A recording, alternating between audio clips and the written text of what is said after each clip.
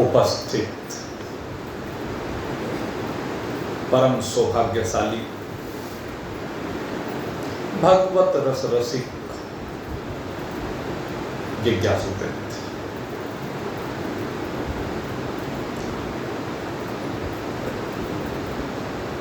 कल आपके सन्मुख इस भज गोविंदम के माध्यम से जीवन की क्षण भंगुरता को सिद्ध किया गया। किस प्रकार से जीवन केवल एक ओस की बूंद की भांति है। जैसे ओस की एक बूंद कमल की पंखुड़ी पर कितनी अस्थिर है, कितना सा उसका जीवन है, ठीक किसी प्रकार से इस जीवन की सांसों की यही कहानी है। अपने सारे जीवन के ऊपर चिंतन करें। भगवान शंकराचार्य जी चिंतन करा। इस छोटी सी पुस्तक में चिंतन है, प्रेरणा है, वैराग्य की पराकाष्ठा है,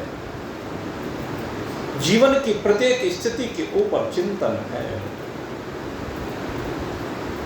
अभी तक 4 मंत्र आपके सम्मुख रखे गए। आज 5वें मंत्र और 6ठे मंत्र को छोड़कर के पहले 7वें मंत्र से प्रारंभ होगा। बड़ा सुंदर, जिसमें हमारे जीवन को बांटा गया है। बालस्तावत् क्रीडासक्तं, बालस्तावत् क्रीडासक्तं, तरुणस्तावत् तरुणीसक्तं, वृद्धस्तावत् चिन्तासक्तं, परमे ब्रह्मणि कोऽपि न सक्तं, वृद्धस्तावत् चिन्तासक्तं, परमे ब्रह्मणि कोऽपि न सक्तं, भज गोविन्दं भज गोविन्दं, गोविन्दं भज मूढमतिं, भज गोविन्दं भज गोविन्दं, गोविन्दं भज मूढमतिं। जीवन का बंटवारा किया विभिन्न अवस्थाओं में। जिन अवस्थाओं का हम इस जीवन की यात्रा में निरंतर सामना कर रहे हैं, भगवान श्री कृष्ण ने भी बंटवारा किया और भगवान श्री कृष्ण की बात को थोड़ा सा और आगे यहाँ पर एक्सटेंड किया गया। भगवान श्री कृष्ण ने क्या कहा? ये देहिनोऽस्मिन् यथा देहे कौमारं यौवनं जरा। भगवान श्री कृष्ण ने ये कहा, लेकिन यहां पर भगवान शंकराचार्य ने कहा ये अवस्थाएं तो है ही देह की। कुमार अवस्था, यौवन, बुढ़ापा, ये सब अवस्थाएं आनी है, लेकिन इन अवस्थाओं में करते क्या है?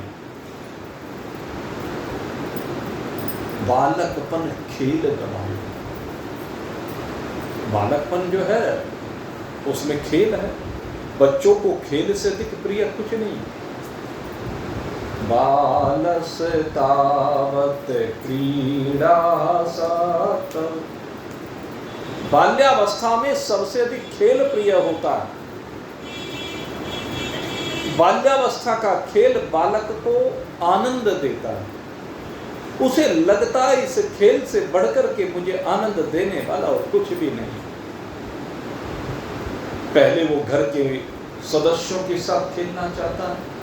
जब घर के सदस्यों के पास समय नहीं होता तो अड़ोस पड़ोस के बच्चों के साथ खेलना चाहता है, क्योंकि वो भी ऐसे ही है, आपस में मिल जाए। फिर विद्यालय में जाकर के बच्चों के साथ खेलना चाहता है, पढ़ना तो बहाना है, चाहता खेलना है ना। इसलिए आजकल विद्यालयों में खेल के माध्यम से भी शिक्षाएं दी जाने लगी। उसे लगता है कि खेल ही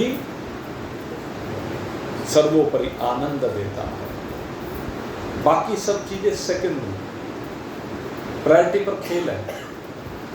खेल के आगे सब भूल जाता है। भगवान श्री राम की जीवन की एक घटना आती है, कहते हैं भगवान श्री राम भी अपने साथी बच्चों के साथ खेल रहे थे, और भगवान श्री राम जब बच्चों के साथ खेल रहे थे तो महाराज दशरथ भोजन करने के लिए बैठे, और जब भोजन करने के लिए बैठे तो देखा राम नहीं, और ऐसा राम जी से प्रेम हो गया महाराज दशरथ का कि राम जी के बगैर भोजन ही नहीं करते। उन्होंने कहा कि राम कहाँ है? माता कौशल्या ने कहा कि बाहर बच्चों के साथ खेल रहे हैं सर। तो तुरंत पहले ताली बजाई जाती थी, ताली बजाते सेवक उपस्थित हो गए। आज्ञा महाराज कि जाओ राम को कहो महाराज बुला रहे हैं। अब दौड़ा दौड़ा सेवक गया, बच्चों के साथ खेल रहे थे राम जी, और राम जी को जाकर कहा कि आपको महाराज बुला रहे हैं। मना कर दिया। आकर के सेवक ने कह दिया महाराज राम ने मना कर दिया। फिर मना कर दिया, अरे जाओ राम को जाकर के कहना कि भोजन पर प्रतीक्षा हो रही है, भोजन ठंडा हो रहा है। जाकर कहा कि महाराज बुला रहे हैं, भोजन करना चाहते हैं, तुम्हारी प्रतीक्षा हो रही है, भोजन ठंडा हो जाएगा, जाओ। मैंने तीसरी बार फिर भेजा, और इस बार थोड़ी सी डांट डपट भी थी,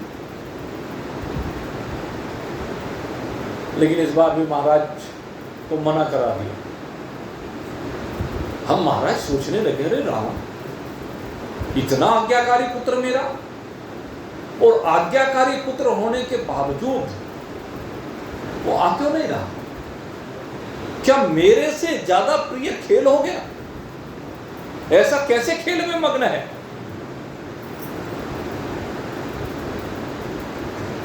सेवक से कहा भाई ऐसी क्या बात है, आखिर बात क्या हुई? वो आ क्यों नहीं रहा? बोले बच्चों के साथ खेल रहा है। बोले तुमने मेरा संदेशा नहीं दिया? कि हाँ दिया था। क्या कहा? कि महाराज ने बुलाया है।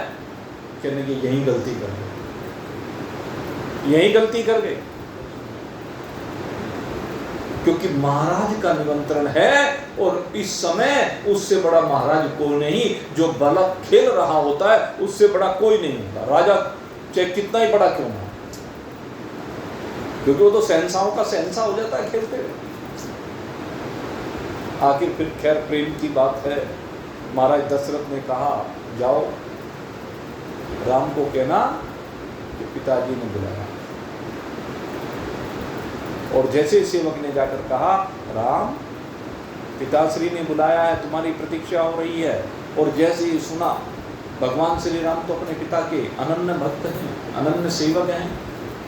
प्रातः काल उठ के रघुनाथा, माता पिता गुरु नाम ही माता, जिनके दिन का प्रारंभ अपने माता पिता के चरणों की धूलि से होता है, ऐसे भगवान श्री राम हैं। तो पिता की आज्ञा का उल्लंघन नहीं कर सकते, दौड़े दौड़े चले। तो खैर बात कहने की क्या है, अगर हम देखें भगवान भी जब यहाँ पर अवतार लेते तो खेल में ही चित्त होता। भगवान श्री राम के जीवन की तो एकाध घटनाओं की ओर इशारा किया है हमारे कवियों ने, लेकिन भगवान श्री कृष्ण का तो सारा ही जीवन खेल है, सारा ही जीवन खेल। बच्चों के साथ खेलते हैं, प्रेम के साथ खेलते हैं, अपने जीवन को उन बालकों के साथ बिता, अपने संगी साथी रोज खेलते हैं। बछड़े चर रहे हैं, गैया चर रही हैं, और वो बच्चों के साथ खेलते और खेल खेल में कालिया का मंथन कराए, दमन कराए कालिया का। खेल खेल में पता नहीं कितनी मटकियां फोड़ डाली, न जाने कितने घरों में माखन की चोरियां कर डाली, न जाने खेल खेल में कितने असुरों का उद्धार कर डाला। भगवान श्री कृष्ण कहते हैं ये जो खेल है इसे खेल समझ करके खेलो। हमारे गुरुदेव ने समझदार जो खेले सत्य समझकर पूरा कर प्राणी दंड जगत में अपनी शोभा छाई जगत हरियाई नहीं कुछ पाना। महाराज जी का यही हमारे महाराज जी ने खेल ये कहा है, कहते इस जीवन को अगर खेल समझ करके जियोगे तो आनंद के साथ जियो, क्योंकि खेल में आनंद है। इसलिए खेल समझो, सारा खेल ही तो हो रहा है। बच्चा खेल रहा है और मिट्टी के घरौंदे बना रहा है, महल बना रहा है, हवेलियां बना रहा है। माँ ने आवाज दी, बेटा खाना तैयार हो गया हो, और बच्चा जो सा घर अपने आप बनाया है उसी घर को अपने आप तोड़ करके दौड़ा दौड़ा चले, नन्वा मर गया, खेल बिछड़ गया, क्योंकि वो समझ गया कि ये मकान खेल है। क्या हम भी समझ सकते हैं ये जो कुछ हो रहा है सब खेल हो रहा है? इसलिए जीवन की यात्रा में जो कुछ हो रहा है उसको खेल समझ करके उसका आनंद लो। चाहे अनुकूल शरीर के हो रहा हो, चाहे प्रतिकूल हो रहा हो, लेकिन इसको खेल समझो। ये है बाल्यावस्था। एक बार मैं एक डॉक्टर के पास गया दिखाने के लिए, कहने लगे अगर यदि ठीक रहना चाहते हो तो जीवन को ऐसे जियो जैसे बालक जीता है। बिल्कुल अपने आप को एक बालक बना दो। मैंने कहा इस उम्र में बालक कैसे बनाऊंगा मां? डॉक्टर साहब कहते बनाना पड़ेगा, नहीं तो शरीर धीरे धीरे धीरे जाम होता चला जाएगा। अब बात तो उन्होंने सही कही, लेकिन प्रैक्टिकली हमने मानी और उस बात को अनुभव करते हैं। 20 साल हो गए डॉक्टर तुली को कहे, 25 ना हो गए, उसने तो जो बात कही थी, और वो अपने आप बिल्कुल बालक ही बने। इस समय 90 प्लस में है वो, लेकिन आज भी बच्चों की तरह दौड़ना पसंद है, बच्चों की तरह मस्त रहना पसंद है। तो हम भी जीवन की जो यात्रा है इसको खेल समझ करके खेलें, और नहीं तो जेल निश्चित है। या तो खेल है या जेल है। खेल समझ लिया तो आनंद है, और नहीं तो जेल में बंधन है, कष्ट है, विपत्तियां हैं, आपत्तियां हैं, दुख है, पीड़ा है, सारी चीजें हैं। इसलिए बालकों से प्रेरणा लेने की आवश्यकता है। भगवान अवधूत दत्तात्रेय ने बालक से भी प्रेरणा ली। कहते एक संत को, एक महान पुरुष को बिल्कुल अपना जीवन एक बालक की तरह से जीना चाहिए, मस्ती के साथ खेलते रहना चाहिए सारी जिंदगी आनंद के साथ। बालक का विवाह कर रहे हो वो भी खेल है, व्यापार कर रहे हो वो भी खेल है, भोजन कर रहे हो वो भी खेल है, वस्त्र खरीद रहे हो वो भी खेल है। कुछ भी जीवन में लेन देन कर रहे हो सब खेल ही तो है। खेल समझकर खेलो इसको। अगर खेल समझकर खेल लिया तो जीवन सफल, और नहीं तो पुनरपि जननम पुनरपि मरणम पुनरपि जननी जठरी शयनम इहि संसारे खल दोस्तारे कृपया पारे पाहि मुरारे, भज गोविंदम गोविंदम भज मूढ़मते। यही बात है। नहीं तो जीवन का चक्र है, जैसे आयु का चक्र आगे आगे बढ़ता है, वैसे वैसे अवस्थाओं का चक्र आगे बढ़ता है। जैसे प्रतिदिन जागृत होती है, स्वप्न अवस्था होती है, सुसुप्ति होती है, ऐसे ही बाल्यावस्था होती है, बालस्तावत क्रीड़ा सकता है, तरुणस्तावत तरुण ही सकता है। उसके बाद युवावस्था आ जाती है, यौवन आ जाता है, और यौवन में भोग अच्छे लगते हैं, रोज भोगों को भोगना। तरुणस्तावत तरुण ही सकता। और इसके बाद भोगों को भोगते भोगते ये भोग इस शरीर को भोगते चले जाते हैं, और शरीर को भोगते हुए भोग इसे बुढ़ापे में पहुंचा देते हैं। पहले प्रौढ़ावस्था, फिर वृद्धावस्था, 3 विभाजन है भाई। पहली अवस्था प्रौढ़ावस्था है, जवानी के बाद प्रौढ़ावस्था, और ये जो प्रौढ़ावस्था होती है ये सबसे भयंकर अवस्था होती है, क्योंकि सारी जिम्मेदारियां, सारे खर्चे, सारे बोझ, मकान बनाना तो इसी उम्र में बनाना, बाल बच्चों की विवाह शादी, उनकी पढ़ाई लिखाई, सारी जिम्मेदारियां, सारा जो जीवन भर जोड़ जोड़ के इकट्ठा किया सारा माल इसी में लुटना है, और इसी में फिर जिम्मेदारियों से निवृत्त होना है। यह है प्रौढ़ावस्था। और प्रौढ़ावस्था से फिर आ जाती है वृद्धावस्था, और वृद्धावस्था जब आती है तो ये वृद्धावस्था शरीर में सामर्थ्यहीनता की प्रतीक बनती चली जाती है। धीरे धीरे शरीर की सामर्थ्य घटती चली जाती है, इंद्रियों की सामर्थ्य घटती चली जाती है, वृद्धावस्था। और अब धीरे धीरे जिम्मेदारियां तो पूरी हो जाती हैं, लेकिन आसक्ति बढ़ती जाती है, आपकी तो आसक्ति बढ़ती जाती है, और उनकी, बाल बच्चों की जिनके प्रति आपकी आसक्ति उनकी घटती जाती है, क्योंकि आप एक्स्ट्रा गुड्स हैं घर में। कहने पता नहीं ये बुढ़ा कब कमरा खाली करेगा। आदरणीय त्रिलोकचंद्र रामायणी जी कहा करते थे, कहते हैं भाई जब कोई बुढ़ा घर में से मर जाता है उसकी दावत करते हैं। किसी ने पूछा कि भाई तुम दावत क्यों कर रहे हो, तुम्हारा बाप गया है, तुम्हारी माँ गई है, उसकी दावत कैसे कर रहे हो? तुमने तो संदेशा दिया था। बड़े दुख के साथ सूचित कर रहे हैं कि हमारे फलाने फलाने फलाना फलानी तारीख को फलाने समय पर इस लोक से परलोक सिधार गए,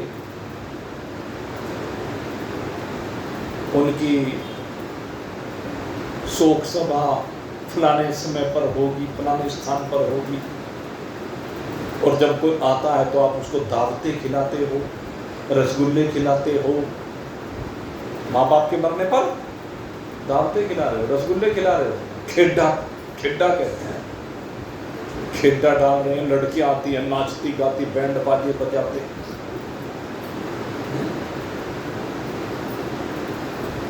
क्या है? तुमने तो भाई निमंत्रण पत्र कुछ और दिया था, बड़े दुख के साथ सूचित कर रहे हैं। दुख में बैंड बाजे बजवाए जाते हैं, दुख में रसगुल्ले खिलाए जाते हैं, तो सुख में होता, और तुम दुख में ऐसा कर रहे हो। इस पत्र की भाषा को बदलो। कैसे बदले? कहते भाई हमारे घर में एक बीमार व्यक्ति बहुत दिनों से पड़ा हुआ था, जो हमें बड़ा दुखी कर रहा था, जिससे हम परेशान हो गए थे। उसकी सेवा करते करते, उस पर पैसा खर्च करते करते, उसे डॉक्टरों को दिखाते दिखाते, उसे दवाइयाँ दिलवाते दिलवाते, उसके टेस्ट कराते कराते हम थक गए थे। और भगवान ने हमारे ऊपर बड़ी कृपा की, और बड़ी कृपा करके उसने हमारे घर से उस बला को उठा लिया। इस खुशी में हम आप सबको सादर निमंत्रित करते हैं कि हमारे घर का एक कमरा खाली हो गया, हमारा खर्चा खत्म हो गया, उसके ऊपर बहुत खर्च हो रहा था, उसी के बनाए हुए मकान में, उसी की जायदाद पर अपने व्यापार को खड़े करने वाले नालायक संतान। ये संदेशा देना चाहिए था, इसलिए रसगुल्ले उड़ा रहे हैं, दावतें चल रही, इसी का नाम होगा। लेकिन उनकी सोच ये है, और अपनी सोच बालस तावत क्रीडासक्त तरुणस तावस तरुणी सक्त वृद्धस तावत चिंतासक्त। बुढ़ापे में चिंता, और बुढ़ापे के बाद एक और अवस्था की चर्चा हो रही थी लाला जी से, तीसरी अवस्था, इसे कहते हैं जर्जर अवस्था। बुढ़ापे की अंतिम अवस्था कहते हैं जरा अवस्था। वैसे तो जरा बुढ़ापे में नाम है, लेकिन ये बुढ़ापे की सबसे सीनियर मोस्ट अवस्था है, पराकाष्ठा है, जिसमें क्या जाए, हाथों में दंड आ जाए, और दंड आने के बाद भी चला ना जाए। अंगम गलितम पलितम तुन्नम दसन विहीनम जातम तुन्नम वृद्धो याति कृतवा दंडम। ये हो जाता है। मुंह में दांत नहीं, पेट में आंत नहीं, सारा अंग शिथिल हो गया, कांपने लगा, चला नहीं जाता, रोटी खाई नहीं जाती, कुछ चबाया नहीं जाता, आंखों से दिखता नहीं, उल्लू की तरह से ऐसे देखता है। ये लेकिन उस बुढ़ापे में भी ये आसक्ति जाके नहीं रहती। भगवान शंकराचार्य ऐसे बूढ़े से कह रहे हैं कि तूने सारा जीवन इनमें बिता दिया, अरे कम से कम अब तो परमे ब्रह्मणि को भी न सकते, अब भी इसी में आसक्त हो रहा है, तेरी चलने की तैयारी हो रही है, एक घड़ी मात्र शेष है, और फिर भी तू इसी में घुसा पड़ा है, शर्म नहीं आती, लज्जा नहीं आती। हमने देखा जाने में बस इतनी सी देर लगती है चुटकी बजाने में। 3 घटनाएं अभी अभी में हो गई हमारे साथ। परसों तो हमारे सत्संगी बेचारे वो ऐसे तो गए, सोचा आज एक और घटना का पता चला। कल वो भी हमारे बहुत प्रिय रहे और शुरू से कथाओं में हमारे साथ हैं मुजफ्फरनगर से संजीव जी, जिनकी गाड़ियां हम लेकर के जाते रहे हैं। मैंने तो आज उनसे वैसे ही बस के लिए फ़ोन किया, भाई पता कर लूँ 28 तारीख को बस जानी है। अब मैंने फ़ोन किया, एक महिला ने फ़ोन उठाया, मैंने कहा जरा संजीव जी हैं क्या, उनसे बात करा दो। वो कहने लगी वो तो एक्सपायर हो गया। मैंने कहा हाँ। फिर मैंने पता किया, वो हमारे श्याम भाई के मोसरे भाई 57-58 साल की केवल किसी दावत में गए कल, और वहीं आइसक्रीम खा रहे थे, आइसक्रीम खाते खाते चले। देख, जब भी कोई जीव यहां से जाता है ऐसे ही तो जाता है, कुछ न कुछ करते भी तो जाता है। हमारी मौसी जी का लड़का अनिल के बारे में मैंने बताया था आपको, बाजार में पैसे लेते लेते ग्राहक से, परसों सौभाग्य जी बेचारे, जीवन की क्या कहें, एक क्षण मात्र ये प्रत्यक्ष दिखा रहा है, एकदम हार्ट फेल हो जाता है, कोई कल्पना नहीं कर सकता। कुछ कहना तो नहीं, लेके तो बोल बिस्तर बांध करके तैयार रखो भाई, और अपना ध्यान मेरे मित्रों राम जी में लगाओ। इस संसार में कितना ही लगा लेना, इससे कुछ होने वाला नहीं है। अब तो राम जी में लगाओ, निरंतर राम को अपने साथ रखो। किसी भी दिन राम को, किसी भी पल, किसी भी घड़ी अपने जीवन से राम जी को ना हटने दो, कल्याण तभी होगा। और नहीं तो भाई बताई थी आपको बार बार, जन्मते रहे मरते रहे, इसलिए क्या करें? राम नाम के साबुन से जो, राम नाम के साबुन से जो मन का मैल हटाएगा, राम नाम के साबुन से जो मन का मैल हटाएगा, निर्मल मन के दर्पण में वो, निर्मल मन के दर्पण में वो प्रभु के दर्शन पाएगा, निर्मल मन के दर्पण में वो प्रभु के दर्शन पाएगा। रोम रोम में राम है तेरे, रोम रोम में राम है तेरे, तुझसे बंदे दूर नहीं, रोम रोम में राम है तेरे, तुझसे बंदे दूर नहीं, देख सके जो इन आँखों से, देख सके जो इन आँखों से, इन आँखों में नूर नहीं, देख सके जो इन आँखों से, इन आँखों में नूर नहीं, पाएगा जो मन मंदिर में, पाएगा वो मन मंदिर में। कौन पाएगा? जो अपने मन के मंदिर में पाएगा, जो मन मंदिर में प्रेम की ज्योत जगाएगा, पाएगा जो मन मंदिर में प्रेम की ज्योत जगाएगा, निर्मल मन के दर्पण में वो प्रभु के दर्शन पाएगा। इसलिए क्या करें मेरे मित्रों, भगवान शंकराचार्य कहते हैं पर में ब्रह्मणि को भी न सकता। तो कहां सक्त हो रहा है, जरा विचार कर। इस बात को भगवान शंकराचार्य ने पहले 5वें श्लोक में कहा, मैंने 7वां पहले इसलिए लिया, दोनों को जोड़ा। कहां सक्त हो रहा है? यावत भी तो पार्जन सक्त। तू कहां सक्त है? कहते धन कमाने में। जो तेरे से जुड़े हुए लोग हैं तेरे पास कमा रहे हैं, तब तक आ रहे जब तक धन कमाने की सामर्थ्य है। और समाज में तुम्हें सीधे सीधे बता दो भाई, मैंने खूब प्रत्यक्ष देखा,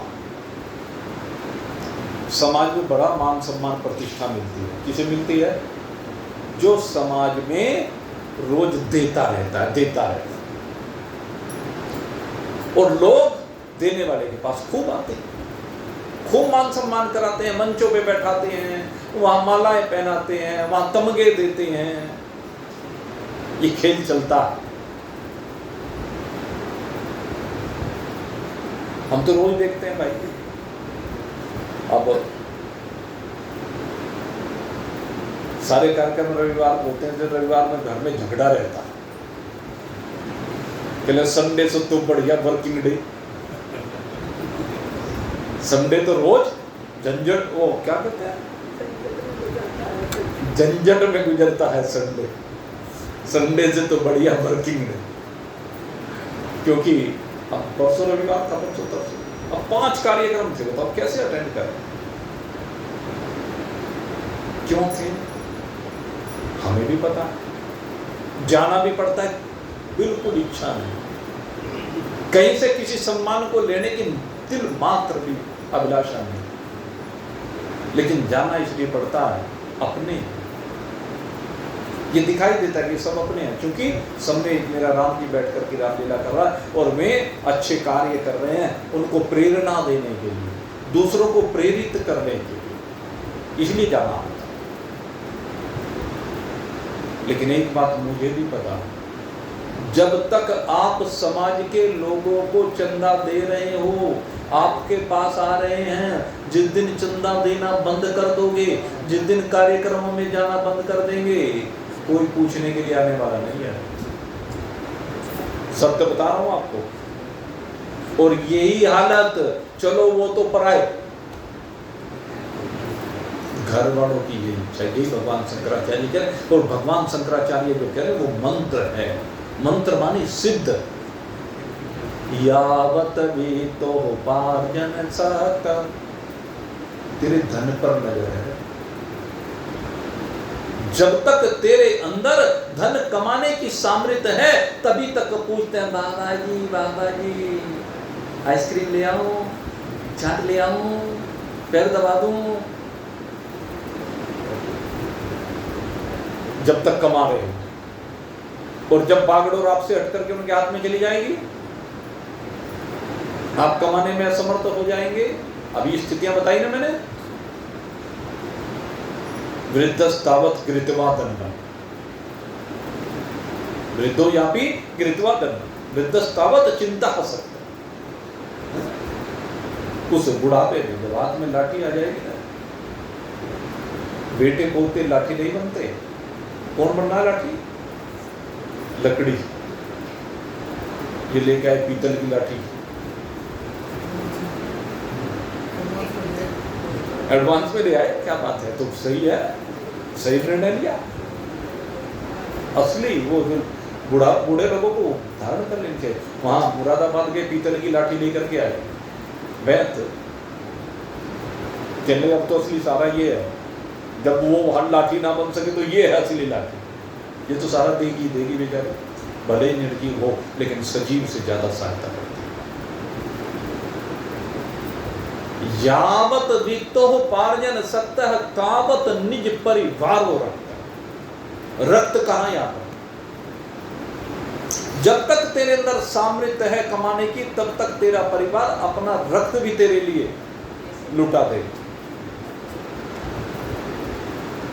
औषध जीवत जर जर दे, ये वो तीसरी अवस्था जो बता रहा था, जर जर दे, बुढ़ापे की प्रकाश का। लेकिन जब देह जर्जर हो जाती है, केवल इसमें श्वासों का संचार हो रहा है, पश्चात जीवत जर्जर देहे वार्तम कोपी न पृच्छत गेहे। उस घर में जो सब, जिनको तूने बनाया, सजाया, संवारा, संघर्ष किया, अपना सब कुछ लुटा दिया, जिनके लिए वार्तम कोपी न पृच्छत, कोई तेरे से बात भी नहीं करना चाहता, किसी के पास तेरे से बात करने की भी फुर्सत नहीं। एक बहुत बड़ा आलीशान बंगला, अथाह संपत्ति, मां बीमार हो गई, और जब मां बीमार हुई तो बेटे ने घर पर ही फौज इकट्ठी कर दी, डॉक्टर्स की, नर्सें सेवा में रख दी। रोज सुबह बेटे को जाता देखती, रात को देर से आता देखती, पड़ी रहती, कुछ कहती नहीं। बेटा आता रात को, जिस समय भी नर्स से पूछता हालचाल, अपने कमरे में चला जाता थका हारा, फैक्ट्रियों के हिसाब किताब में लगा रहता सारे दिन। लेकिन किसी भी तरह से मां ठीक होने में नहीं आई।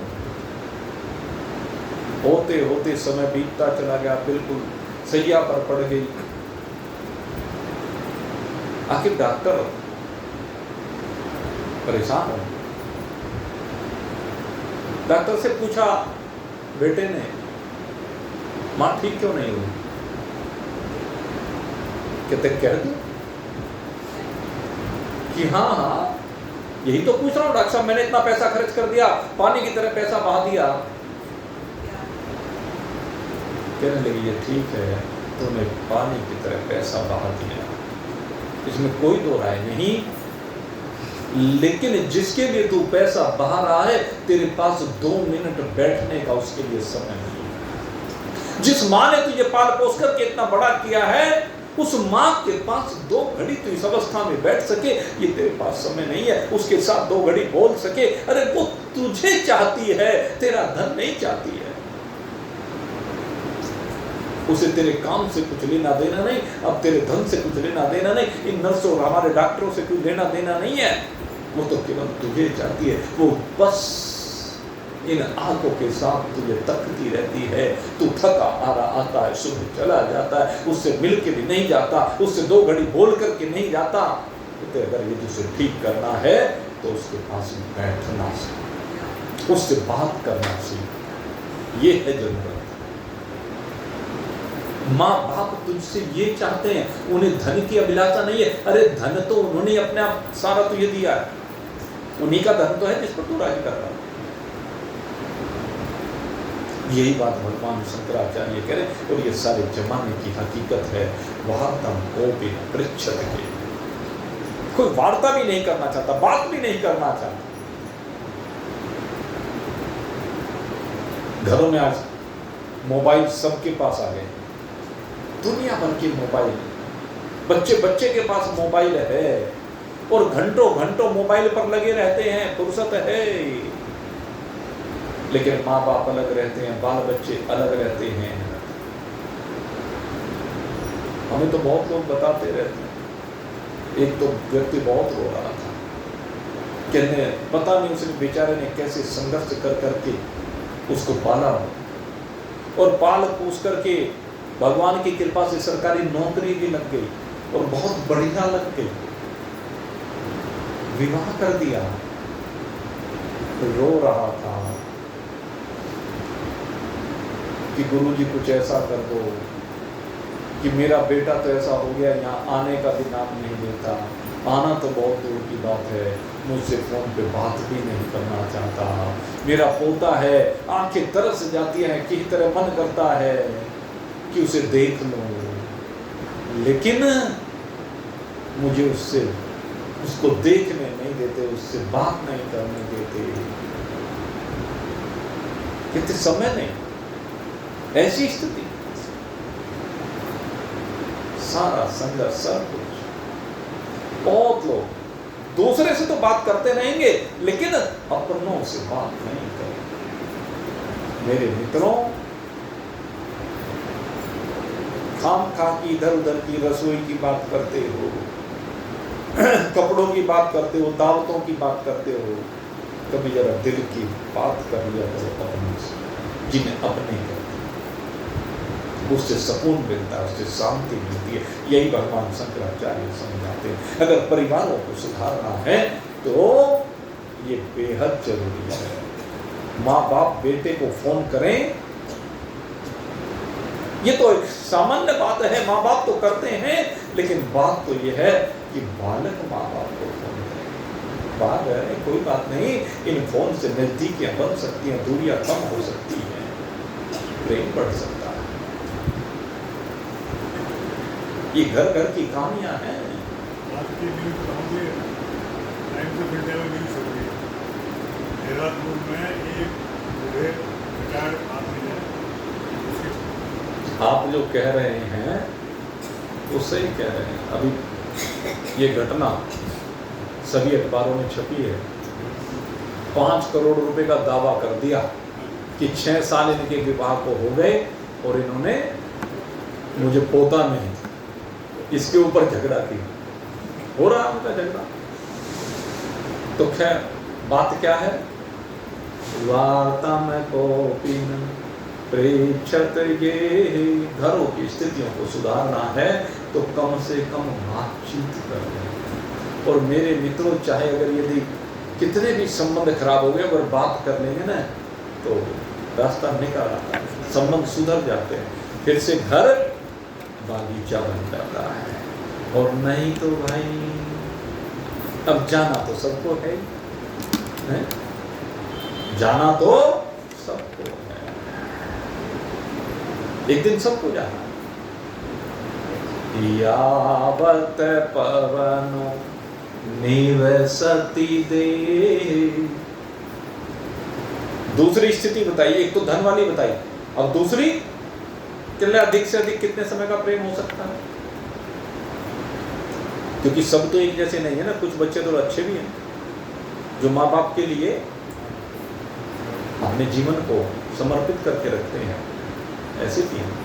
उनको हम श्रवण कुमार भी कहते हैं, उनको हम राम जी भी कहते हैं, उनको हम भगवान कृष्ण भी कहते हैं, उनको हम नचिकेता भी कहते हैं, अभिमन्यु भी कहते हैं, जो माँ बाप को आनंद दें। ऐसे भी तो बालक हैं। तो ऐसे जो बालक हैं उनका भी संग कब तक है? यावत पवनो निवसत देहि तावत प्रेक्षति कुशलम गेहि गतिवति वायो देहा पाए भार्यं विद्यति तस्मिन् काये। कितनी सुंदर बात कही। यावत पवनो निवसत देहि, चल भाई प्रेम है तो कब तक है? जब तक इसमें प्राणवायु का संचार हो रहा है। चलो तब तक तेरी देह की कुशल पूछ लेंगे, लेकिन जैसे इस देह के अंदर से प्राणवायु का संचार समाप्त हुआ, प्राण निकले, प्राण निकलने के बाद कहते हैं भार्यमभिगति तस्मिन् काये। कहते वही काया जिससे प्रेम करते थे, जिसके लिए सब कुछ न्योछावर था, कहते हैं जिसे सबसे प्रिय लगता है, लगती है, कहते उसी शरीर को देख करके वो भार्या डरने लगती है। भार्या बिभ्यति, भय से संयुक्त हो जाती है। तस्मिन् काये, उसी काया, जिस काया के साथ सारी जिंदगी जी है, उसी को देख कर कहते भूत बन कट खींचो। एक जगह पर कहा कहने जल्दी निकालो, वेग निकालो, वेग के साथ इसे घर से बाहर निकालो भाई, नहीं तो भूत बन कर खइयो, भूत बन के काट लेगा। इन भूतों से तो चिपके फिरते थे, और अभी वही भूत तुम्हें खा जाएगा। क्या स्थिति है? भार्यमभिगति तस्मिन् काये भज गोविंदम भज गोविंदम गोविंदम भज मूढ़मते। अरे गोविंद को भज, कहाँ सत्य हो रहा है? जरा विचार करके देख। कातो कांता कास्ते पुत्र, कातो कांता कास्ते पुत्र, संसारोऽयमतीव विचित्र, कश्चहतं कः कुत आयात, तत्त्वं चिन्ता तद् भ्रात। भज गोविंदम भज गोविंदम गोविंदम भज। अरे तुम्हारी काया को देख करके वो भयभीत हो रही है, विचार करो। एक दूसरे के लिए ये मत सोचना कि ये चूंकि ग्रंथ जब पढ़ाते हैं ना, तो पहले क्या था मैं आपको बताऊं कि हमारे यहाँ स्त्रियों का ज़्यादा पढ़ना लिखना नहीं होता था, बहुत कोई पढ़ी लिखी होती थी, तो सारे शास्त्र जो होते थे पुरुष प्रधान ज़्यादातर होते थे। गुरु पढ़ाता था, चेले आते थे, शिष्य आते थे पढ़ने के लिए, तो इसलिए वहाँ पर पुल्लिंग शब्द का प्रयोग ज़्यादातर किया गया, लेकिन उसमें दोनों को समझ लेना चाहिए। अब तो चूंकि दोनों बराबर पढ़े लिखे होते हैं, और मैं तो भाई कभी इस बात के पक्ष में ही नहीं हूँ कि कोई भेद है। वेदांत तो कोई भेद करता नहीं स्त्री पुरुष में। अब जो करे सो करे वो, कि वेद पढ़ने का अधिकार नहीं, फलाना काम करने का अधिकार नहीं, फलाना काम करने का अधिकार नहीं। अरे अधिकार तो ज्ञान से होता है, तुम काया से अधिकार की बात करते हो। काया का कोई संबंध नहीं है। काया क्या है? काया तो छाया है, मिट्टी है। ये काया तो मिट्टी है, असली चीज तो ज्ञान है। वो ज्ञान जो सब में रमा पड़ा है, उसका ज्ञान जो सब में बसा हुआ, जो सबकी वास्तविकता ज्ञान वो है। वो चाहे स्त्री को हो चाहे पुरुष को। अब ये इतनी स्त्री यहाँ पर बैठी है, स्त्री शरीर को धारण किए हुए, ये यहाँ किस लिए आ रही है? अब इनको अगर यदि ज्ञान हो जाए तो इनका तिरस्कार किया जाए। ज्ञान होने के बाद ये दूसरे को ज्ञान दे तो इनका तिरस्कार किया जाए, ये तो अन्याय है। चुड़ाला ने महाराज शिखरध्वज को ज्ञान दिया, मंदालसा ने अपने बालकों को ज्ञान दिया, और मां को तो सबसे पहले गुरु कहा गया। मां से बड़ी गुरु तो कोई होती नहीं। सबसे पहला गुरु तो मां ही है। जीजाबाई ना होती तो शिवाजी नहीं होता, तो हिंदू राष्ट्र की कल्पना ना होती। ये जीजाबाई का चमत्कार। तो इस तरह की बातें भ्रांति है, इन सीमाओं से बाहर निकलना चाहिए। स्त्रीपना पुरुषपना इस देह का है, आत्मा का नहीं है। आत्मा न स्त्री है, न पुरुष है, न बालक है, न बूढ़ी है, न जवान है। आत्मा तो सदा एक रस है और सब में एक जैसी है, क्योंकि आत्मा परमात्मा है। परमात्मा ने वही शक्ति स्त्री के अंदर दी है, वही पुरुष के अंदर दी है। सबके अंदर एक वही विराजमान है, उसी में वही परमात्मा स्त्री की आंखों से देख रहा, वही पुरुष की आंखों से देख रहा, इसीलिए उसको अर्धनारीश्वर कहा। ये तो संसार की व्यवस्था है, अन्यथा कोई डिफरेंस नहीं। तो इसलिए जहां पर ये बात कही है तो ये दोनों के लिए है, अपोजिट के लिए, अपोजिट लिंग के लिए बात समझ लीजिए। तो जो कहा ना, का तो कांता, कि कौन तेरी स्त्री है, कौन तेरी पत्नी है, तो इसके साथ ये बुला लो कौन तेरा पति है, ये भी साथ में लगाना। स्त्री के लिए उसे भी है, ये कौन है तेरा पति, ये कौन है तेरा बेटा जो तुझसे डर रहा है, देख ले, अगर देख सके तो।